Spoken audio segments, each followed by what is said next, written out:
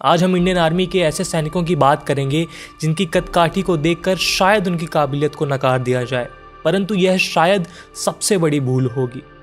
यह सैनिक दुश्मनों के लिए साक्षात इंसान के रूप में काल है। उनकी महानता का अंदाज़ा इस कहावत से लगाया जा सकता है, अगर कोई आपसे कहे कि उसे मृत्यु से डर नहीं लगता, या तो वह झूठा है या फिर एक गोरखा है। ये शब्द हैं भारत के पहले फील्ड मार्शल सैम मानेकशॉ के। गोरखा यानी प्रोटेक्टर। गोरखा रेजिमेंट शब्द गोरखाली सैनिकों से निर्मित भारतीय सेना की 7 रेजिमेंट को मिलाकर इस्तेमाल किया जाता है, जिसमें 1 Gorkha rifles, 3 Gorkha rifles, 4 Gorkha rifles, 5 Gorkha rifles जो कि एक फ्रंटियर फोर्स है, 8 Gorkha rifles, 9 Gorkha rifles, 11 Gorkha rifles शामिल है।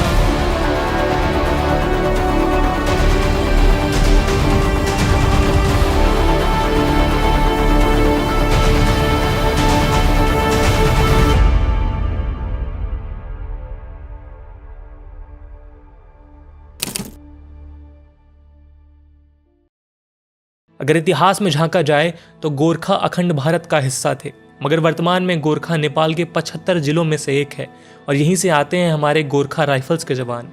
गोरखाली लोग अपने साहस और हिम्मत के लिए विख्यात हैं और वे नेपाली आर्मी और भारतीय आर्मी के गोरखा रेजिमेंट और ब्रिटिश आर्मी के गोरखा ब्रिगेड के लिए भी खूब जाने जाते हैं। गोरखालियों को ब्रिटिश भारत के अधिकारियों ने मार्शल रेस की उपाधि दी थी।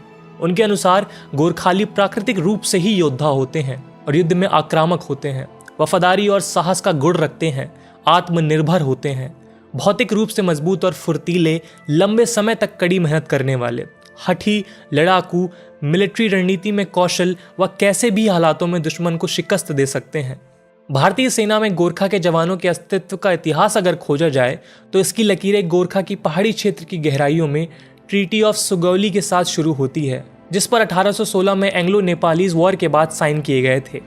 जंग में नेपाल के हार जाने के बावजूद ब्रिटिश ईस्ट इंडिया कंपनी के अफसरों की आंखें खुली की खुली रह गई थीं जब उन्होंने नेपाली गोरखा को लड़ते हुए देखा। उनकी फाइटिंग स्पिरिट और ब्रेवरी से बहुत ज़्यादा इन्फ्लुएंस हुए और इसी के साथ ब्रिटिश सेना में गोरखा राइफल की पहली बटालियन को खड़ा किया गया। ब्रिटेन के प्रिंस ने एक बार यह कहा था, in the world there is only one secure place, that's when you are between Gorkhas. Massachusetts से आए ब्रिटिश ईस्ट इंडिया कंपनी के जनरल डेविड ऑस्टरलॉनी का अपने दुश्मनों को अपनी सेना में भर्ती करके एक जुआ खेला और यह कदम उनके लिए हद से ज़्यादा फायदेमंद रहा। नेपाल से आए इन जवानों ने भारत में ब्रिटिश साम्राज्य को अपने पैर जमाने में बहुत बड़ी भूमिका निभाई, चाहे फिर वो एंग्लो सिख वॉर हो या फिर अफगान वॉर। हर जगह ब्रिटिश आर्मी ने गोरखा को जंग के सामने रखकर पूरे भारत पर कब्जा कर लिया। 1914 के आते आते पहले विश्व युद्ध से पहले ब्रिटिश इंडियन आर्मी में गोरखा राइफल्स की 10 रेजिमेंट को स्थापित कर दिया गया था। निसंदेह उन्होंने खुद को साबित किया कि वह कोई आम सैनिक नहीं है। पूर्व में मोंटी कैसीनो की पथरीली पहाड़ियों से लेकर पश्चिम में ट्रॉपिकल रंगून तक सभी दुश्मनों का नाश कर दिया। एक जर्मन एक्सपीडिशनरी की डायरी में गोरखा जवानों का उल्लेख मिलता है कि जब वे जंगल में यूं ही निकल रहे थे तो गहरे जंगल में उन्होंने 14 जर्मन सैनिक को जमीन पर लेटे हुए देखा। पहले उनको देखकर लगा कि शायद वो सो रहे थे, पर जब पास जाकर देखा तब उनके गले बुरी तरह से कटे हुए थे और उनके पास में पड़ी हुई थी एक कुकरी। इससे अंदाजा लगाया जा सकता है कि एक गोरखा सैनिक कितना घातक साबित हो सकता है।